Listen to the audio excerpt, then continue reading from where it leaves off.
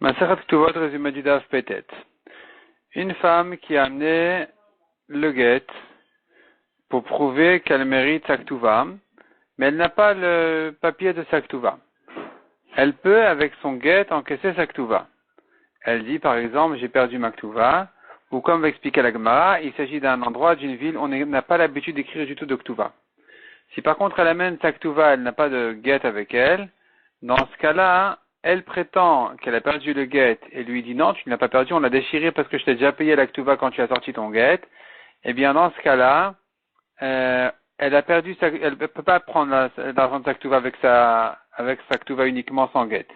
Pareil, pour un prêteur qui vient avec son shtar, il vient réclamer sa dette alors que la Shemitah est passée, il n'a pas le pousboul et il dit je l'ai perdu, il ne pourra pas prendre sa dette. Rabban Shimon ben Gamliel dit, à partir du moment où on avait un problème avec les goïms de garder le guet et le pousboul alors que les goïms ne laissaient pas garder les mitzvot et que les gens avaient l'habitude de brûler immédiatement le guet ou le pousboul, à partir de ce moment-là, une femme qui vient avec sa ktuva, même sans guet, elle peut prendre l'argent, elle peut se faire payer sa ktuva. Pareil pour un prêteur qui vient sans pousboul, il peut se faire rembourser sa dette.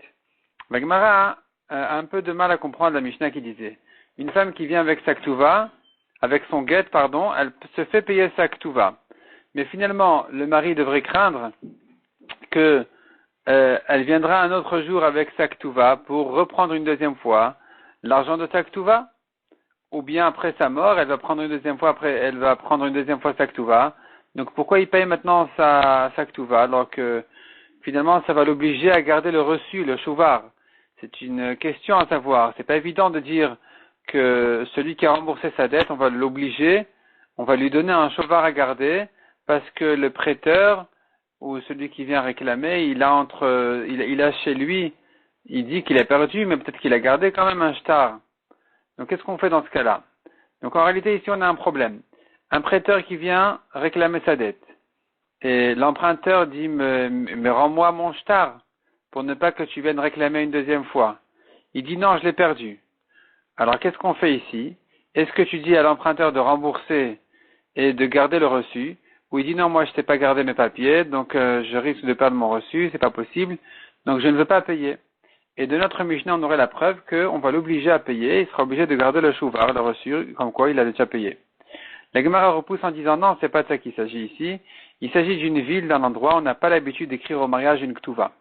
Donc la ktuva est un engagement par cœur, automatique, mais il n'est pas écrit, il est à l'oral, il n'est pas à l'écrit. Et puisqu'il n'y a pas de ktuva décrite, alors quand la femme elle sort son guet, on n'a rien à craindre, elle prend l'argent de sa ktuva et ça va. Selon Shmuel, ça dépend. Shmuel explique notre Mishnah d'une autre manière. Il dit, regarde, si dans la ville, on a l'habitude d'écrire la ktuva, et que la femme dit non, il ne m'a pas écrit, c'est à elle de le prouver. Tant qu'elle ne l'a pas prouvé, on ne pourra pas lui payer sa ktuva. Si par contre, dans la ville, on a l'habitude de ne pas écrire la ktuva, et qu'elle dit effectivement on ne lui a pas écrit, elle vient avec le guet, elle peut se faire payer sa ktuva.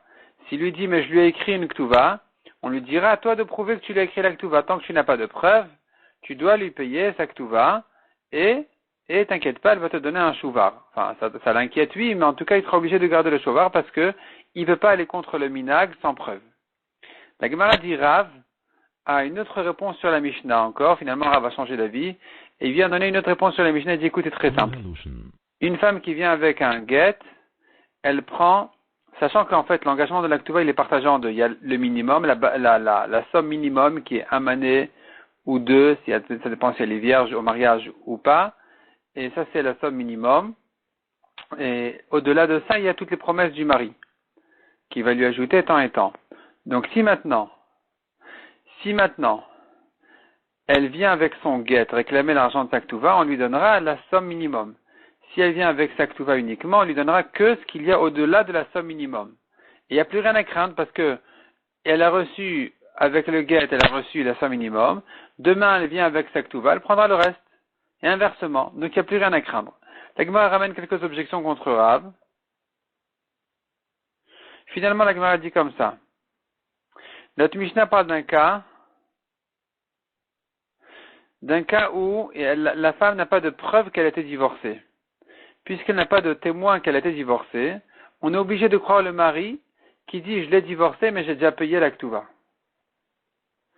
Et donc on ne peut pas ici, quand elle vient avec le papier de sa ktuva, alors que selon Rav, en principe, il n'y avait rien à craindre, mais ici tu dois quand même croire le mari parce que finalement, c'est lui qui a avoué qu'il est divorcé, elle n'a aucune preuve. Or lui qui a avoué qu'il est divorcé, il prétend qu'il a déjà payé la ktuva.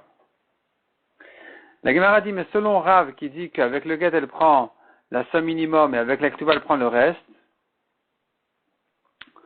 alors on aura d'autres problèmes. Mais d'abord, avant tout ça, il faudrait dire que notre Mishnah elle est tout entière selon Rabban Shimon ben Gamliel, qui dirait que, en principe, la femme avec la ktuva elle prend, en amenant le guet elle prend la somme minimum, en amenant la ktuva elle prend le reste, et si par contre elle n'a pas de témoin qu'elle a été divorcée, alors comme on a dit, elle prend rien. En amenant la ktuva, elle prend rien du tout, parce que le mari, c'est lui qui a avoué qu'il est divorcé, c'est lui-même qui a dit qu'il a payé sa ktuva, comme on a dit.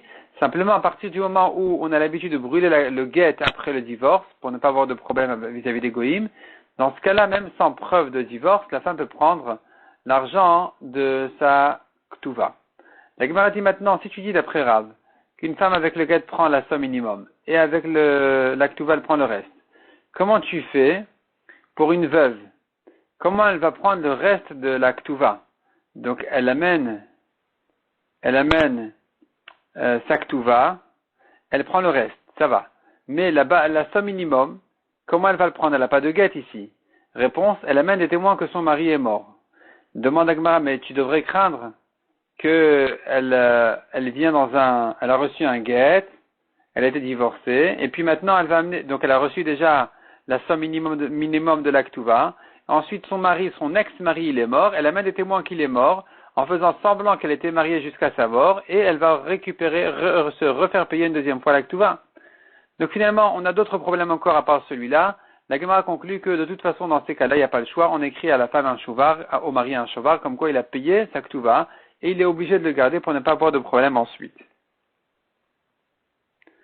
La Gemara dit, une femme d'ailleurs, après le kiddushin, même avant le mariage, elle mérite sa ktuva, même si ça n'a pas été écrit. La Gemara le prouve de Mishnayot et de Braitot. La Gemara conclut, mais comment fait la femme qui a un guet et qui vient réclamer maintenant un sa ktuva? On vient lui déchirer son guet pour ne pas qu'elle puisse le ressortir une deuxième fois. Mais elle veut se remarier. Comment on fait? Elle a besoin d'un guet pour se remarier, pour prouver qu'elle est divorcée. Répond la Gemara, on le déchire et on écrit dessus. Ce guet-là a été déchiré non pas parce qu'il est pas saoul, mais plutôt parce que elle s'est faite déjà payer sa ktuva. Et donc on rend les papiers à la femme pour qu'elle se remarie et qu'elle ne réclame pas à nouveau sa ktuva.